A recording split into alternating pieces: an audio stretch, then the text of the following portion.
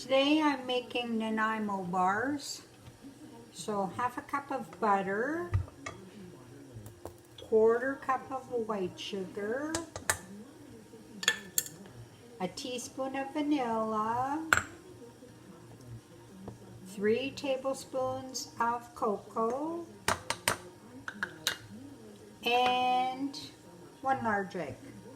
So now I'm going to mix all of that and melt it over hot water. Like I'm using like a double boiler situation like that. It's just 2 pots, one that fits on top of the other, and I'll stir it until everything is melted. Cocoa butter mixture is all melted. Now to that, I am going to add 2 cups of graham crumbs. I didn't have crumbs, so I had to crush them up. I have a food processor, but you can also use a rolling pin. Half a cup of walnuts and 1 cup of coconut. So this is the base for the Nanaimo bars.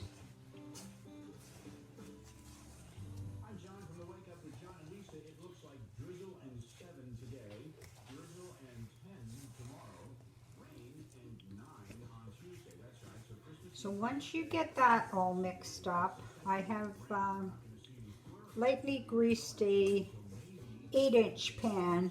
This recipe in my Atacocan cookbook, who is it by?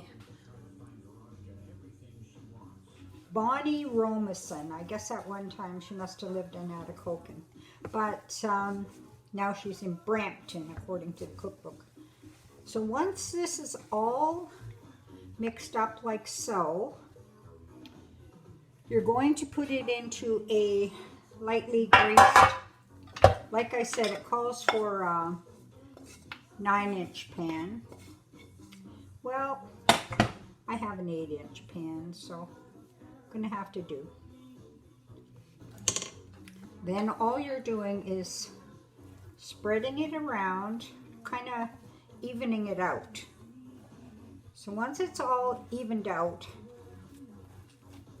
then press it all down good with the palm of your hand,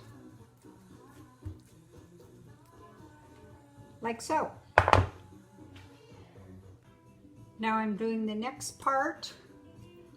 1/4 cup of butter. To that, add 2 cups of icing sugar, 2 tablespoons of milk, and bird's eye custard powder, 2 tablespoons.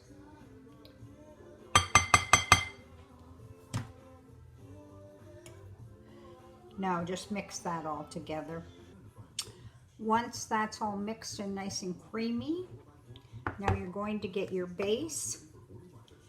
Put this on your base, and you have to carefully spread it around because nothing is firm yet.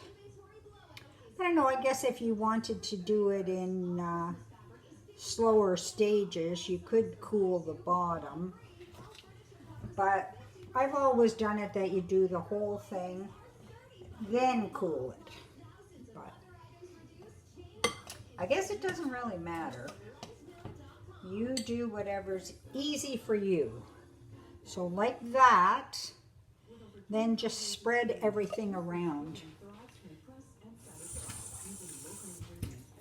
One of the things that I found, if you dip your bottom of your spoon into water, it makes it easier to spread. So just do that until everything is spread. And the top layer, I've got 1 pack of semi-sweet chips. a tablespoon of butter. I'm just going to melt that in the microwave, stir it occasionally until it's melted. You can also use 4 squares of semi-sweet chocolate if you have that. This is what I have because they were on sale, so on to the next step. So I've got the chocolate chips ready, and cooking in your kitchen is not the same as cooking on a TV show where you do numerous takes.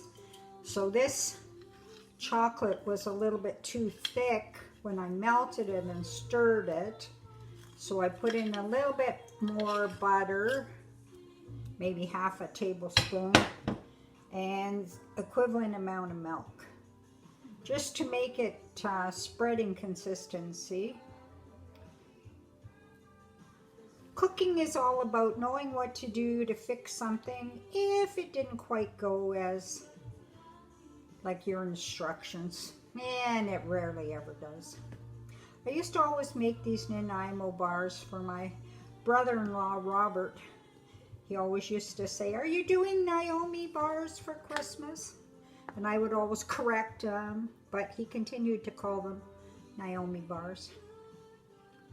But anyhow, so there is your finished bars. And now leave them to cool in the fridge for a few hours, cut them into squares, and you're good to go.